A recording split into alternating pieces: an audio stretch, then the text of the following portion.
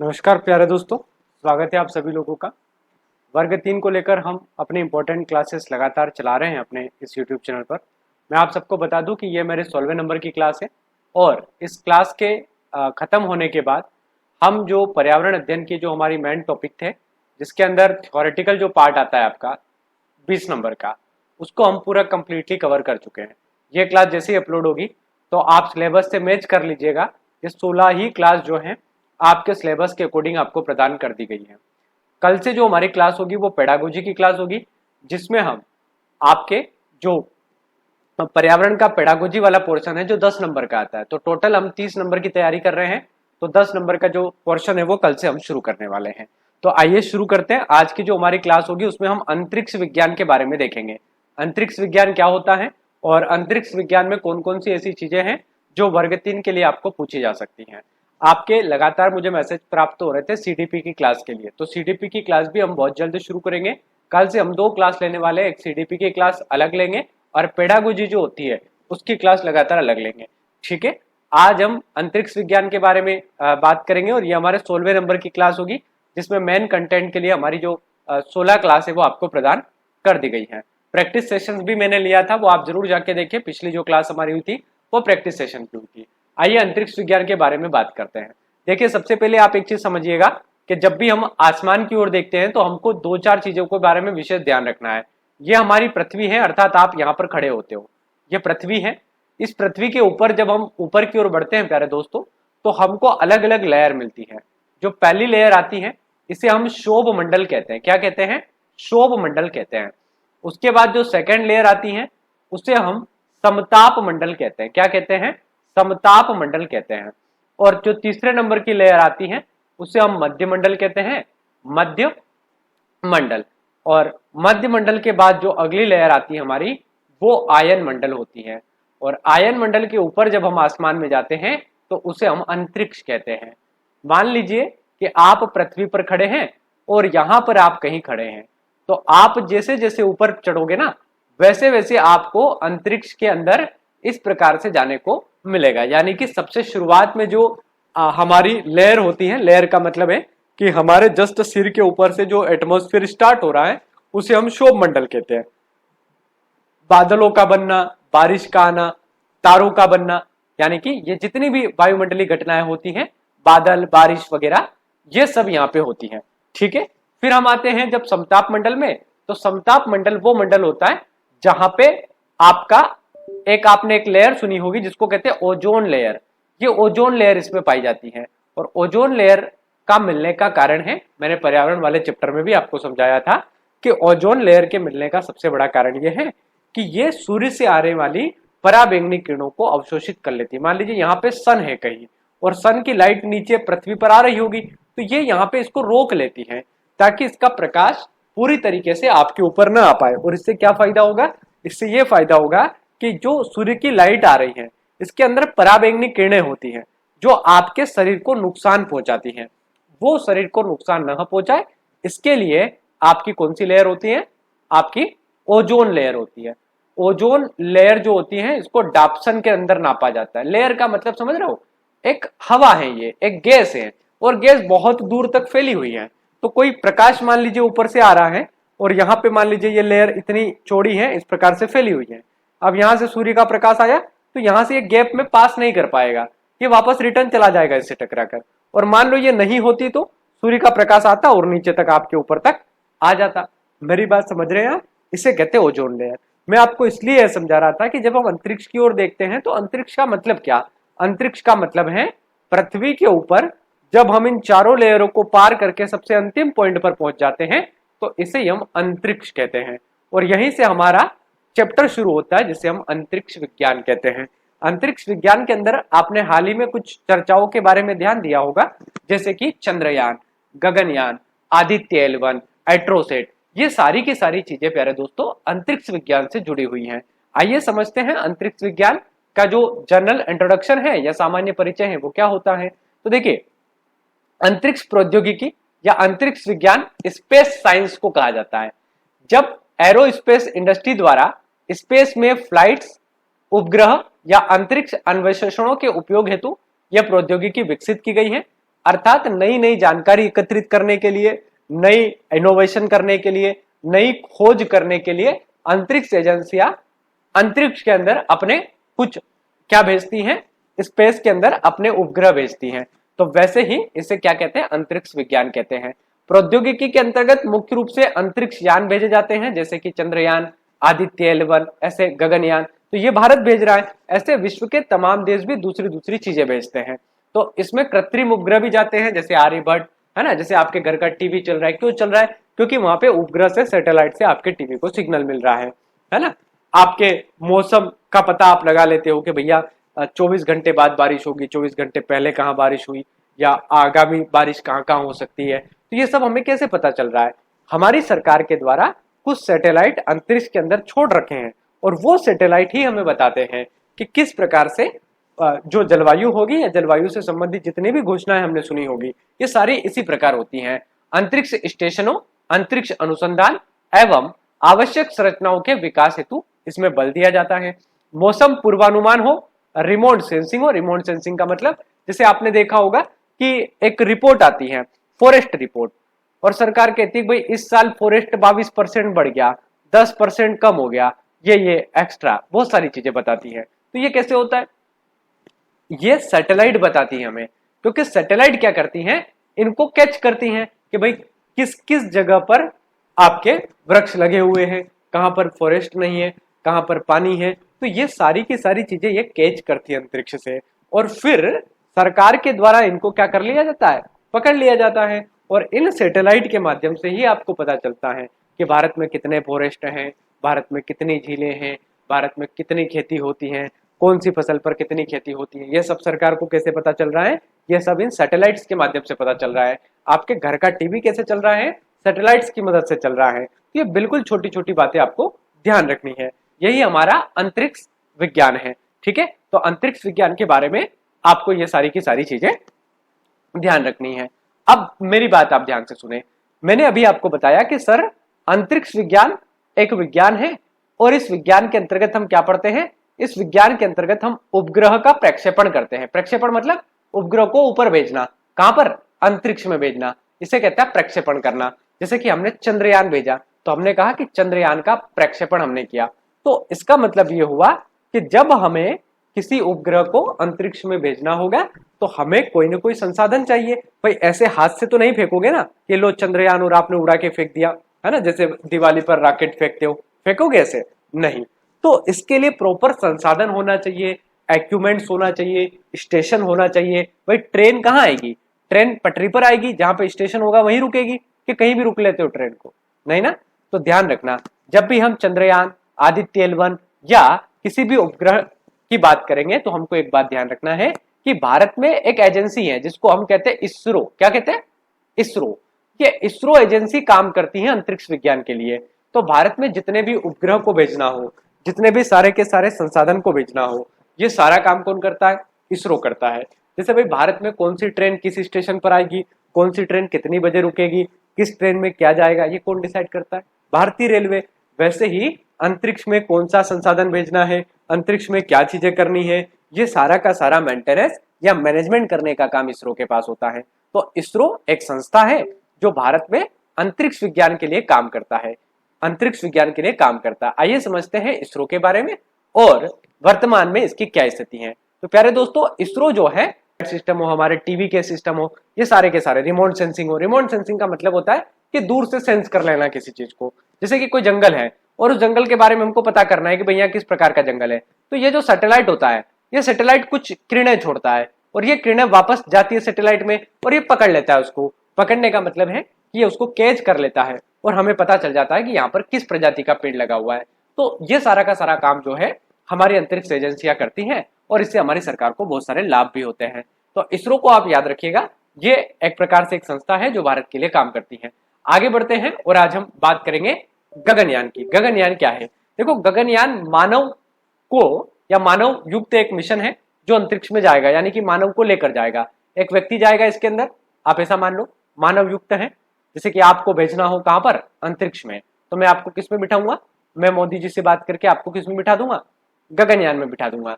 तो आप सब घुमाना, है ना। तो यही क्या है, गगनयान है। आइए बात करते हैं गगनयान के बारे में। अंतरिक्ष के लिए भारत का मानव युक्त मिशन है गगनयान। गगनयान इसरो का एक मिशन है जिसे 2023 में प्रमोचित किया जाना है।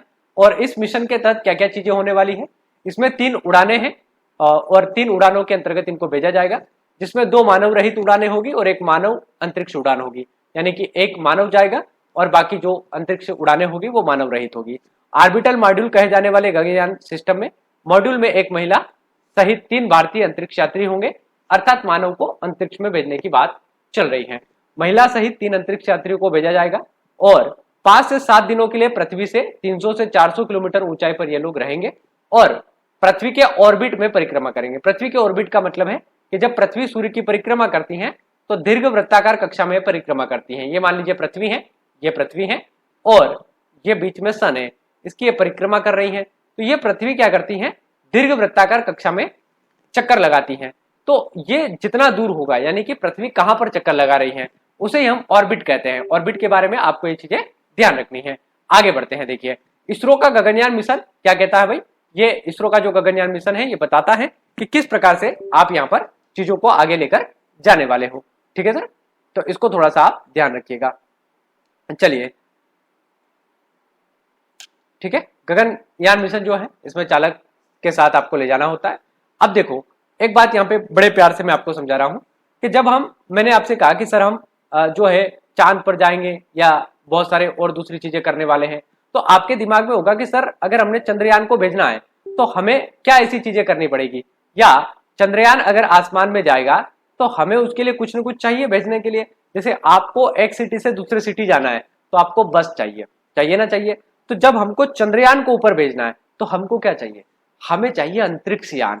तो आपने अंतरिक्ष यान के बारे में अध्ययन करना है। ये जो मिसाइल जैसे आपको दिख रहे हैं ना, इनको अंतरिक्ष यान कहते हैं। इसके अंदर हम चंद्रयान को रखते हैं और ये ऊपर जाके अलग हो जाता है। जैसे कि मान लीजिए यहां से हमने इसको छोड़ा इस प्रकार से, तो ये आसमान में जाके टूट फूट जाएगा, खत्म हो जाएगा। और इसके अंदर जो चंद्रयान का जो हमने मेन कैमरा वगैरह लगा के दिया है वो बाहर हो जाएगा, वो अलग हो जाएगा। तो आसमान में ये पूरा के पूरा नहीं जाता है, ध्यान रखना, ये टूट जाता है। इसमें हम ईंधन भरते हैं और ये ईंधन ऊपर ले जाता है और फिर बाद में इसको छोड़ देता है, ताकि अंदर जो हमने इक्विपमेंट्स फिट किए हैं जो हमें वहां पर चांद की सतह पर जाके चांद की जानकारी देंगे, वो इसके अंदर होते हैं। ये जो मिसाइल जैसा आपको दिखाई दे रहा है ना, ये ऊपर जाके खत्म हो जाता है। खत्म होने का मतलब है टूट फूट जाता है। क्यों टूटेगा, क्योंकि ये नीचे आपको छोटे छोटे पेंसिल जैसे दिख रहे हैं, इसमें ईंधन भरा होता है। एक का ईंधन खत्म तो टूट जाएगा, दूसरे का खत्म तो दूसरा भी टूट जाएगा। इन्हें कहते हैं अंतरिक्ष यान। तो जब भी हम किसी भी उपग्रह को भेजते हैं तो, या किसी भी ऐसे यान को भेजते हैं या किसी भी ऐसी चीज को भेजते हैं, जैसे हम सूर्य के लिए अध्ययन करने के लिए आदित्य L1 को भेजे, हम चंद्रमा के अध्ययन के लिए चंद्रयान को भेजे, तो ये सारी की सारी चीजें इन अंतरिक्ष यान के माध्यम से ही ऊपर भेजी जाती हैं। तो ये कितने प्रकार के होते हैं, तो ये 3-4 प्रकार के होते हैं। पहला होता है PSLV।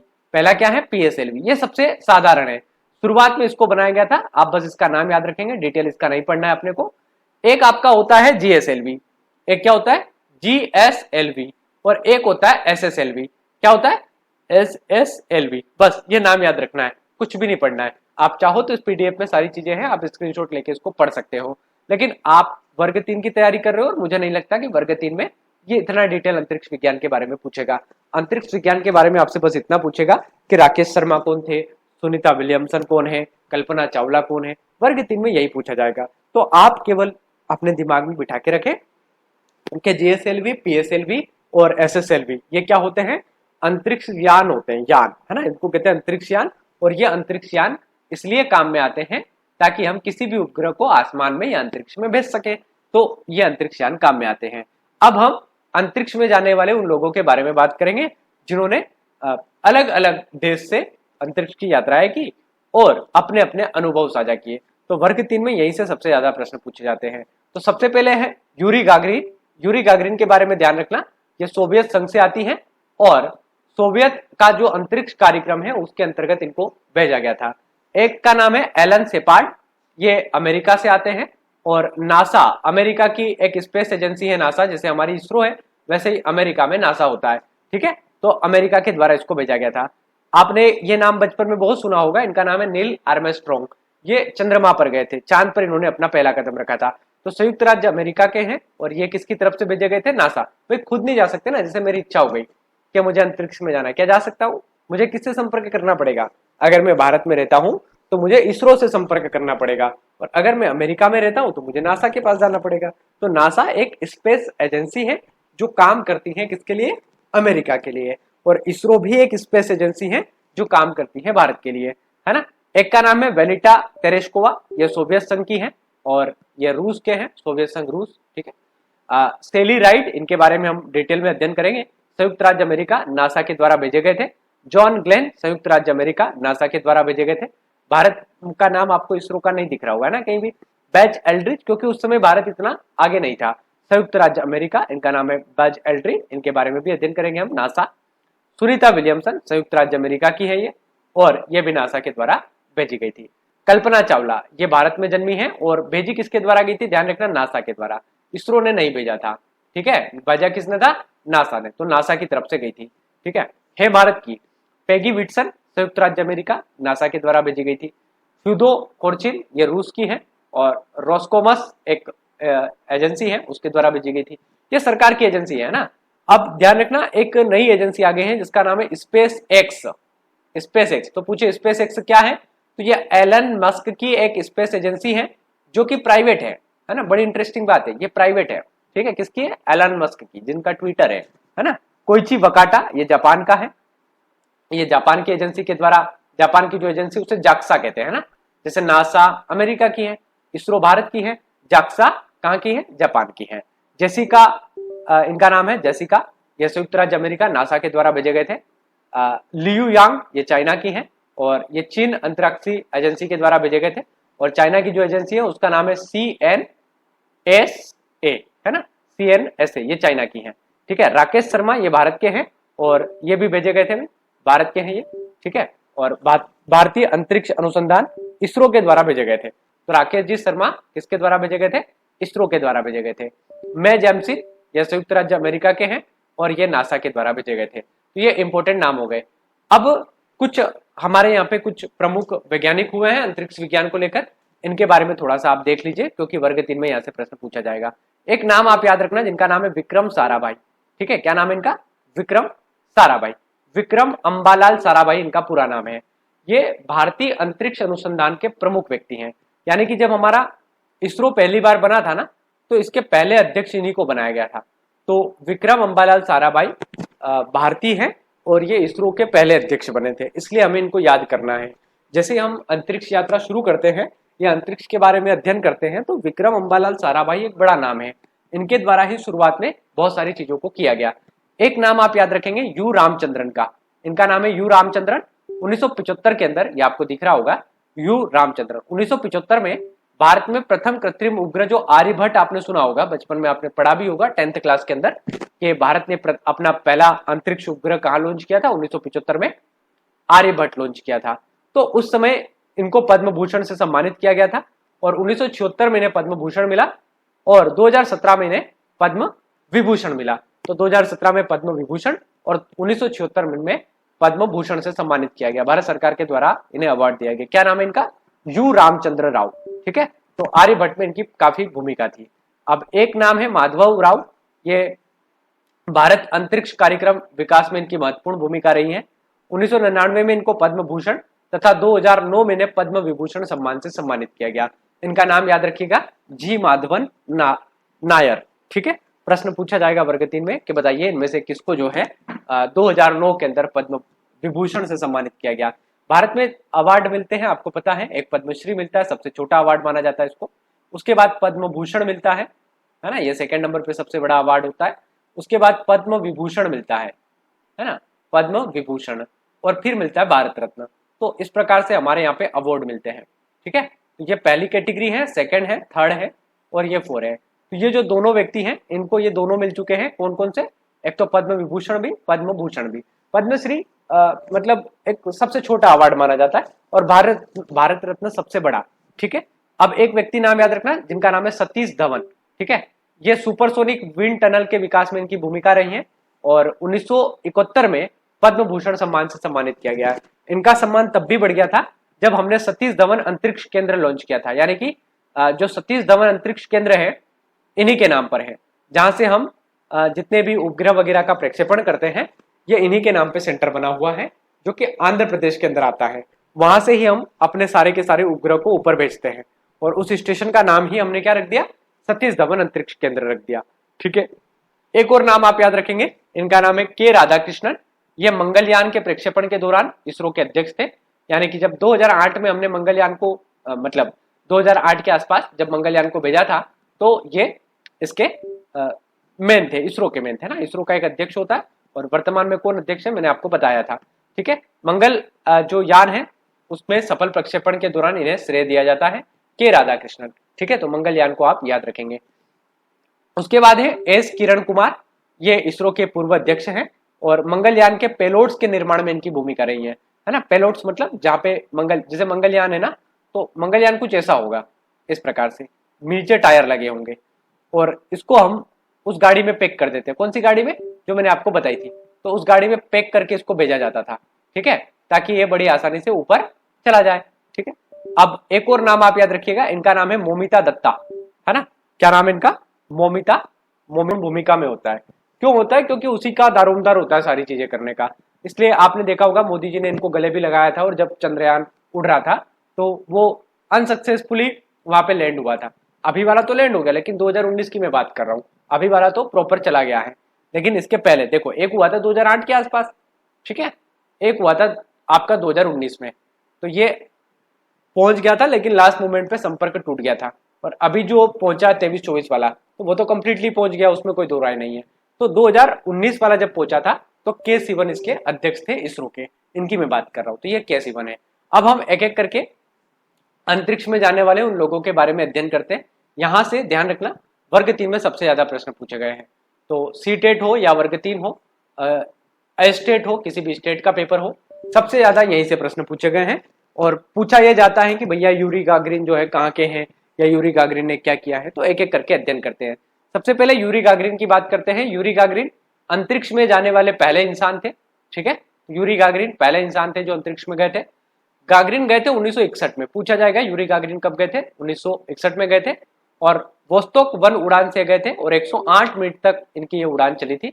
लेकिन इसमें एक नए युग की शुरुआत की गई थी और प्रतिष्ठित शब्द इन्होंने बोला था कि मैं पृथ्वी देख रहा हूं और ये बहुत ही सुंदर है। दुनिया भर में इनके ये वाक्य गूंजे थे और युवा लड़ाकू पायलट गागरिन को उनके आकर्षण, साहस और आशावादी भावना के लिए चुना गया था। ठीक है, तो ये और शांत और आत्मनिरीक्षण करने वाले पायलट आर्मस्ट्रॉन्ग को दबाव में अपनी सावधानी के साथ इनको भेजा गया था। ठीक है, बस नाम याद करना है और क्या किया था ये याद करना है। ठीक है, इनका नाम है सेली राइड। आपसे पूछा जा सकता है कि बताइए इनमें से कौन जो है अंतरिक्ष यात्री नहीं है। ये सेली राइड है, अंतरिक्ष में जाने वाली पहली अमेरिकी महिला है। राइड 1983 में स्पेस शटल चैलेंजर क्रू से गई थी और इन्होंने वैज्ञानिक प्रयोग के लिए अनगिनत युवा लड़कियों के सितारों तक पहुंचने के लिए प्रेरित किया था। यानी कि बहुत सारी जो लड़कियां हैं उनको प्रेरित किया था और ये फिजिक्स में पढ़ती हैं और बाद में फिर अंतरिक्ष विज्ञान की ओर बढ़ती हैं। और सेली राइड को हमेशा के लिए आप इस माध्यम से पढ़ रहे हो। अपने अंतरिक्ष यात्रा के करियर में उन्होंने विज्ञान संचारक के रूप में बहुत टाइम तक काम भी किया और इनका बस नाम आप याद रखें, सेली राइड इनका नाम है और यह अंतरिक्ष वैज्ञानिक है।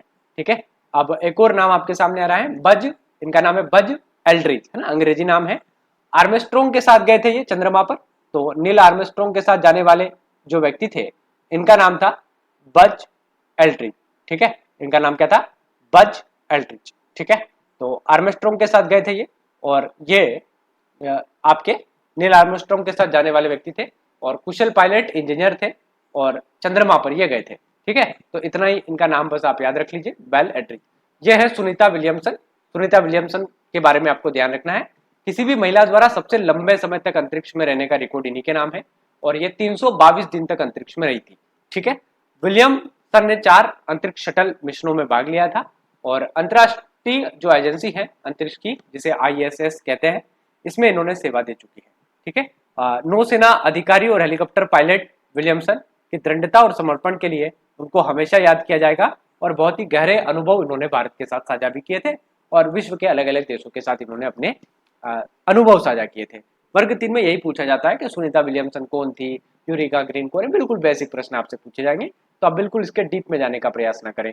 इनका नाम है क्रिस हेडफील्ड, ये फोटो आपको दिख रहा होगा क्रिस हेडफील्ड का। ये एक IAS अधिकारी थे और ये कनाडा के हैं, है ना, याद रखिएगा कनाडा के हैं।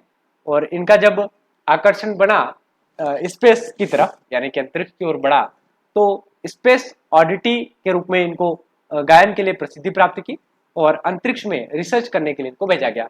ये पूर्व लड़ाकू पायलट भी थे, इंजीनियर रह चुके हैं। हेडफील्ड करिश्माई व्यक्तित्व और आकर्षक संचार के साथ ही IAS अधिकारी भी थे। और क्रिस हेडफील्ड का नाम आप जरूर याद रखें, यह भी एक अंतरिक्ष वैज्ञानिक है। यह है कल्पना चावला जी, इनको आप जानते ही होंगे।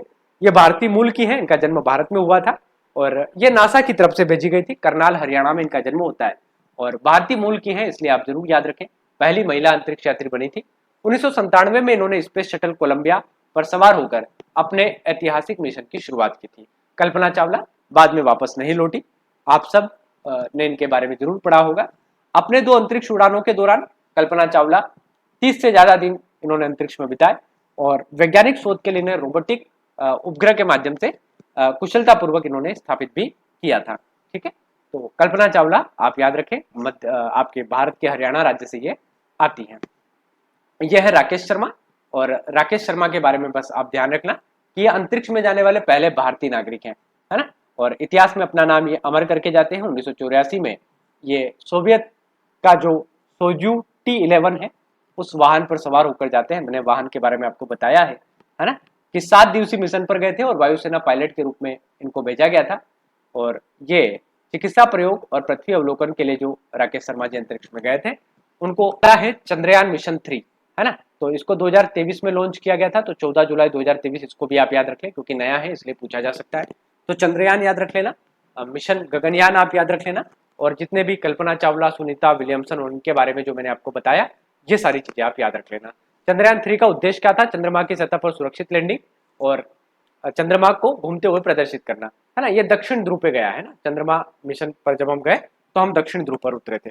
ठीक है, तो ये सारी की सारी बातें आप ध्यान रखें। ये हमारा छोटा सा चैप्टर था, कल हम CDP की क्लास लेंगे और साथ ही साथ पेडागोजी को भी शुरू करेंगे। ये चैप्टर हमारा बच रहा था इसलिए मैंने आपको ये कवर करवा दिया। ठीक है, तो आप लोगों का बहुत बहुत धन्यवाद। प्ले लिस्ट में जाके आप पूरा पर्यावरण मैंने कंप्लीट करवा दिया है, जाके एक बार देख लें। 16 क्लासेस हो चुकी है, अब पेडागोजी हम शुरू करेंगे, यानी कि जो मेन मार्क्स का पेपर होता है 20 नंबर का वो हमारा कंप्लीट हो गया है। अब 10 नंबर की पेडागोजी हमारी पर्यावरण की बची है जो मैं आपकी कंप्लीट करवा दूंगा। साथ ही साथ हम CDP की क्लास भी अपलोड करेंगे और किसी दिन हम मैराथन के माध्यम से भी इन चीजों को देखेंगे। ठीक है, जैसे ही समय मिलता है पूरी मैराथन लाइव आके मैं पढ़ाऊंगा। आप ज्यादा से ज्यादा चैनल को सब्सक्राइब कर ले, लाइक कर ले और शेयर अपने मित्रों के साथ जरूर करें क्योंकि फ्री ऑफ कॉस्ट पूरी तैयारी हम यहाँ पे करने वाले हैं। ठीक है, ये अंतरिक्ष विज्ञान का छोटा सा चैप्टर आपके लिए था, आप जरूर देखें।